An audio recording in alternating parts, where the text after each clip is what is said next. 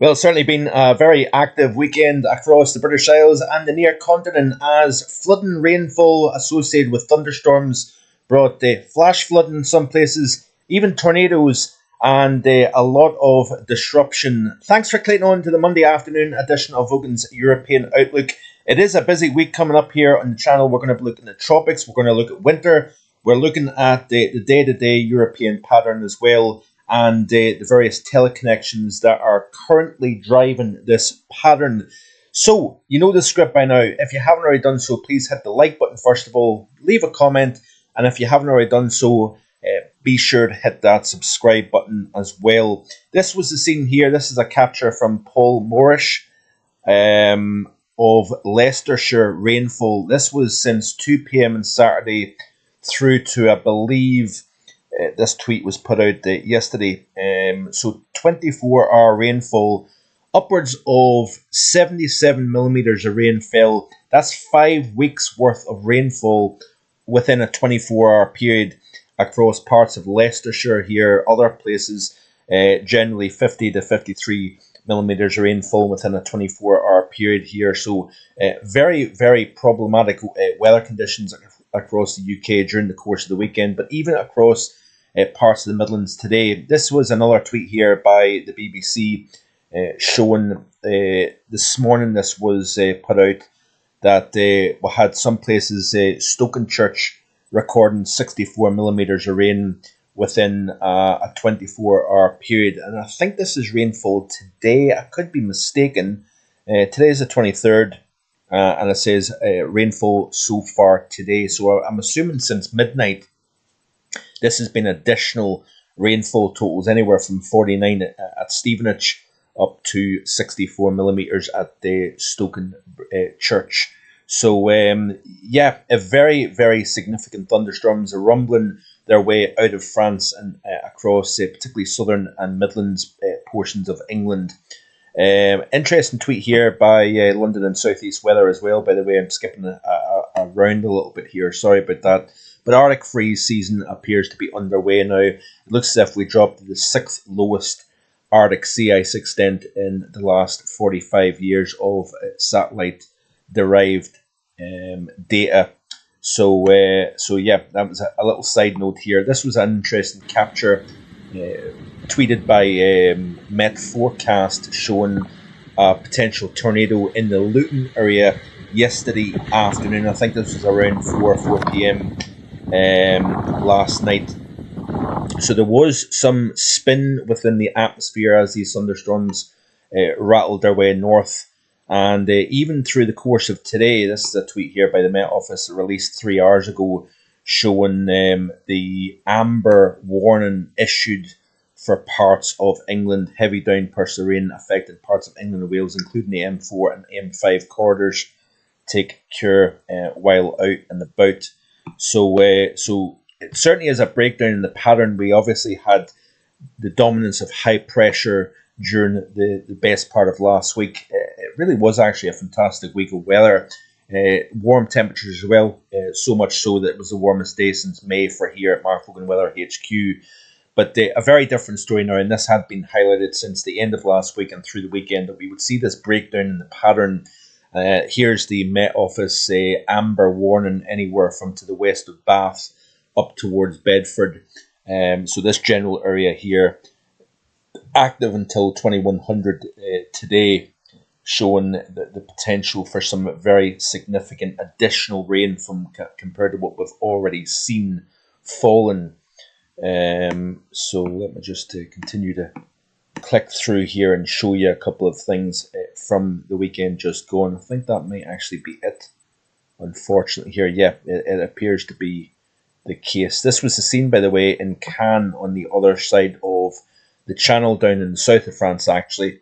So all part of the same situation, this kind of elongated low pressure system, this trough extending from essentially the western Mediterranean up through France and into the southern UK.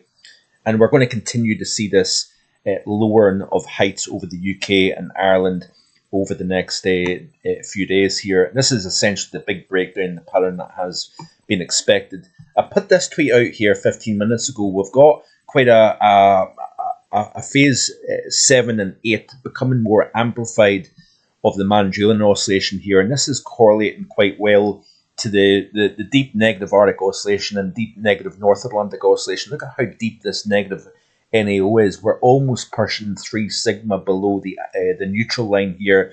You don't often see that, especially how it's become. It was such a strong positive NAO during the back half of summer.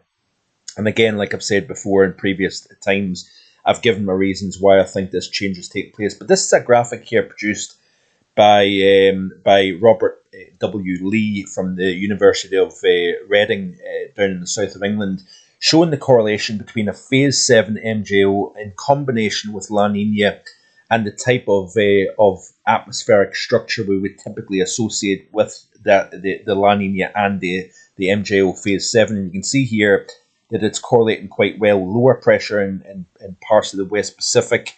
We've got the weakness in the polar vortex. It actually shows in this graphic almost perfectly the situation that we have at the moment. A weakened stratospheric polar vortex and a negative NAO signal here. Generally calmer and cold to the north, cooler, wetter, windier conditions forced to the south.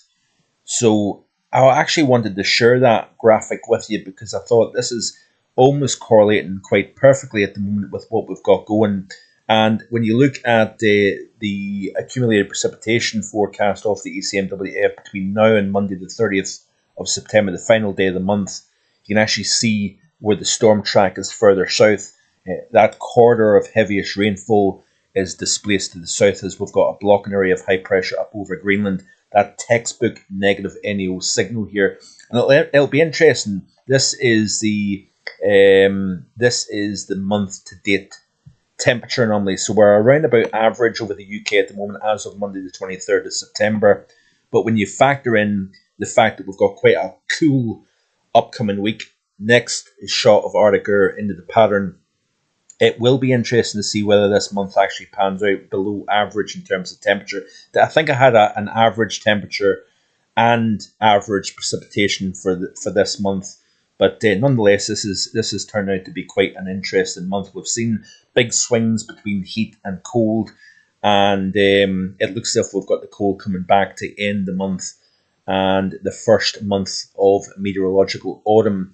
If we look at this GFS 500 millibar geopotential height anomaly chart, you can see the pattern unfolding, and we've got this kind of trigger point being the phase 7 into 8 of the Mann-Julian oscillation. That release of energy northwards at the end disrupts the jet stream. It creates a wave break type of scenario within the mid to high latitude pattern. That's Rossby waves. The Rossby wave train gets going, and it starts to create that ripple effect in conjunction of that MJO forcing within the tropics. It can be attributed and looked all the way back. You can refer all the way back to the North Pacific and that kind of chain reaction within the atmosphere to what we've got at the moment and what we're going to see towards the end of this working week here. You've got that big block of high pressure. So this is the 500 millibar pattern as of today. And what we've got is we've got forcing over the West Pacific. That's creating the ridge over the North Pacific to then become a little bit more amplified, deepens the trough over Alaska and Northwest North America.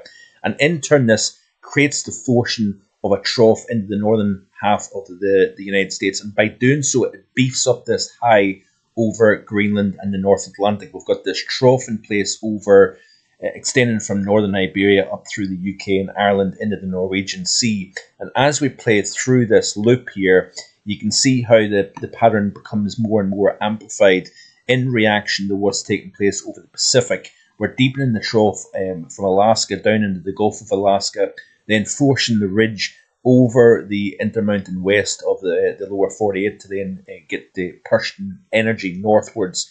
And it's creating this buckling of the overall 500 millibar pattern here. It creates this ripple effect through the atmosphere, and you can see the downstream reaction to that. And if we play through this loop, you can see here the trough becomes much more concentrated over the UK and Ireland here. We've got this direct northerly flow here. This would be a perfect setup here for the winter season if we were at the right time of the year, obviously. But you can see here as we continue to play through the rest of this week, that high is anchored to the west of the British Isles, shuts down the mild flow from the west, and we're picking up that northerly airstream out of the Arctic. Then even as we continue to play through, you notice here that region tries to build into the UK, it dissipates, we've got another low that then moves in from the Atlantic, and we're almost repeating the situation that we've got over the next 5 or so days here. But notice here that the ridge does weaken, it shifts a little bit more, becoming more of a west-based negative NAO signal, concentrating over the northwest Atlantic into eastern Canada up into the Arctic region here. But nonetheless, this is still a fairly cold signal as we progress into into the early portions of October. This is the upcoming 5 days off the GFS ensemble. Temperature anomaly wise here, and then the day 6 through 10 looks like this here. So we've got quite a cold outbreak, not just for the UK and Ireland and Western Europe, but moving into the heart of Europe as well.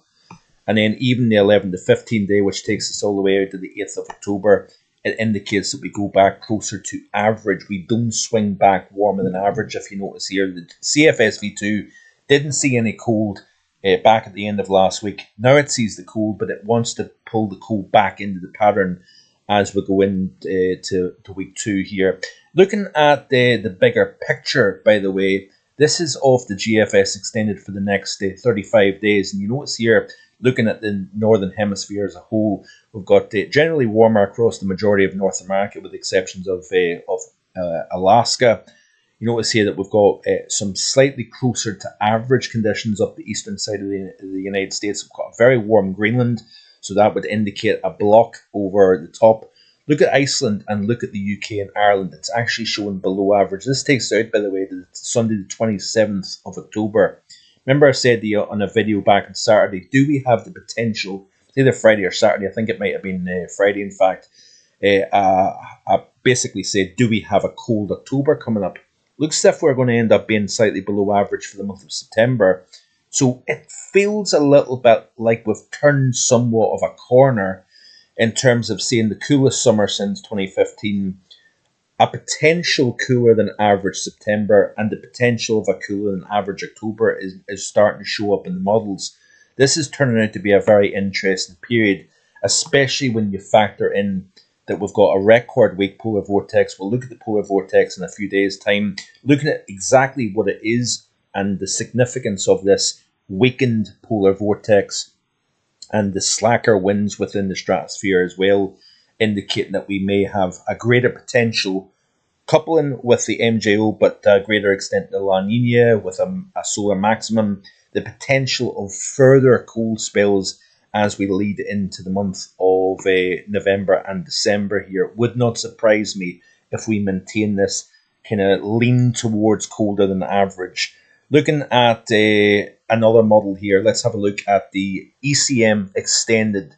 This is the period over the next 30 days, 500 millibar pattern, and look at where the block is situated, look at where the trough is situated. This is almost a textbook negative Arctic oscillation, North Atlantic oscillation pattern, and we've got the block almost bang slap over where the area that you would expect to see it for a cold period. Look at the trough extended from the UK into the central areas of Europe.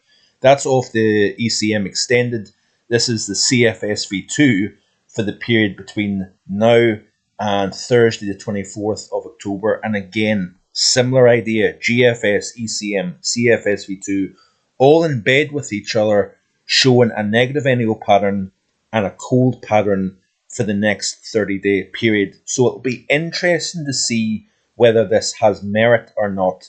I do expect to see the Mann-Julian oscillation rotating into phases 1, 2, and then possibly even further into 3 and 4 as we go through the month of October. That would suggest to me that we do pull back in the negative NAO-AO pattern. We would turn milder. We would see more Atlantic influence. But it certainly is a very, very fascinating weather pattern as we step towards the autumn's second month here. So this little graphic produced by Robert W. Lee showing that the phase 7 MJO coupled with a La Nina, weaker stratospheric polar vortex, the negative NAO signal. That's exactly what we have at the moment. So yeah, it certainly will be interesting times to come. In terms of the temperatures, let's have a quick look at the overview chart here for the next several days here and see the breakdown in the pattern. Let's have a look and see what the model is showing. So we've got that low drifting its way northwards. We're starting to see the changes taking place over the Atlantic. Stronger jet, an increase in gradient between warm and cold here. And the Atlantic does come back into play. But all the while, we're bleeding Arctic air southwards with this block over Greenland at the moment here. So we're kind of bleeding this colder southwards. Areas of low pressure coming in from the west here, bringing wet and windy conditions. But notice here we've got a feature here as we move towards the midday period tomorrow, running from north to south. That's introducing colder conditions across, particularly the northern half of the British Isles. That feature moves through. We've got possible high elevation snow associated with that as well. Then we're keeping our eyes on this weather to the west over the Atlantic. That will drift its way in, but all the while, due to this strengthening high over the Baffin Straits, we're seeing colder and colder air get driven south. It's actually forcing this low that's coming in from the Atlantic to get forced further south. If you notice here, then that system will continue to move eastwards here, deepening as it does so. It's trying to lift north, but it's coming up against the resistance of a strengthening northerly airflow. And you can see here on the 850 temperatures exactly what kind of air mass that we're talking about here. So yeah, it is going to be cold for a period of time. Then it does try to get knocked out of the way with further areas of low pressure coming in from the west. Then it opens the door once that feature moves through for colder conditions moving in. So it's a bit of a tug of war. The Atlantic is trying to move in from the west. The Arctic air is trying to move down with associated with that block over Greenland here. So we've got this little bit of a battle going on at the moment here. But bear in mind, we're still in September. It's not November, it's not December here, and it's certainly, without repeating myself on and on, I'm quite intrigued by this overall weather pattern. Looking at the temperatures currently over Europe, not too bad, reasonably warm conditions, especially over mainland Europe here, a little bit fresh conditions over northern Scandinavia, if you notice here. We've got some residual summer warmth across the south of Spain and Portugal, as you would expect at this time of the year, as well as that across Central and Eastern Europe. We've got some heat to speak about also. Then honing in on the UK and Ireland here, reasonably cool conditions across the north, clinging on to something a little bit more resembling summer across the far southeast of the country here, but we've got a lot of rain in the forecast through the course of today and over the next few days here. So those 17s and 18s, you're not getting the benefit of that, especially with any downpours associated with that low moving up from the south. By the way, I showed you the weekly anomalies here. This is actually the 850 millibar temperature anomaly chart here of the GFS. Just wanted to actually clarify that with you. So this is the upcoming 5 days. The next 5 days, the 6 to 10, showing this here, and then the 11 to 15, it goes closer to average once again. So let's have a look at the surface temperature anomalies here. Upcoming 5 days, firmly below average. Notice here that it's been on a cooling trend. It's actually becoming colder and colder as we step into the upcoming 5 day period here. So bear in mind, given the fact that the month so far is looking like this, with close to average, slightly warmer than average across East Anglia, and factoring in the next 5 days like this, and then the 6 to 10 day like this here, you would expect a below average September when all is said done, given the fact that this will be the 3rd of October by the end of this window here. The 11 to 15 is still slightly below average across the north, average elsewhere. So that is taking us out to the middle portions of week 2 of October. So yeah, that is that. Have I got anything else of interest to show you? I'm trying to think. Have a quick look at the snow depth potential here over the next few days and see if it's picking up on anything high ground. Certainly not unusual at this time of the year by any stretch. Looks as if Scandinavia is picking up on some reasonably decent snow. Norway, Sweden, northern portions of Finland, quite interesting. Over the Alpine region, the Pyrenees as well. If we look at the bigger picture, let's have a look at the northern hemisphere. The snow is really starting to expand, especially over the eastern side of the hemisphere. Notice here as we play through this loop, we're really starting to see the snow build up quite quickly, actually. That's quite a big amount of snow for the first few days of October over central and eastern portions of Asia, northern Eurasia, and even western China is picking up quite a lot of snow, if you notice here at the very top of the graphic. Finally, looking just real quick at the polar vortex here, let's have a look at the GFS and see what it's indicating in terms of the anomaly. And we'll look at this in a little bit more detail coming up, by the way. But this is the 10 millibar anomaly chart here. So you can see this persistent warming from Siberia towards the pole, and it's displacing the vortex over towards the western hemisphere side of the pole, if you notice here. So this is essentially what is forcing the jet to get pushed further south. But that warming is pretty pronounced all the way out to the 9th of October here. So we'll need to keep an eye on that, because that could have relevance as we move through the middle and second half of autumn. So that's it for today. Plenty of things going on at the moment here. So 7 days a week, unbiased, unhyped, accurate weather information here on Marflin Weather. So stick around, and I'll see you all being well tomorrow. We are going to look at the tropics in the next day or two as well, as we've got Gulf interest to speak about. So stay tuned for that. Enjoy the rest of your Monday. Bye for now.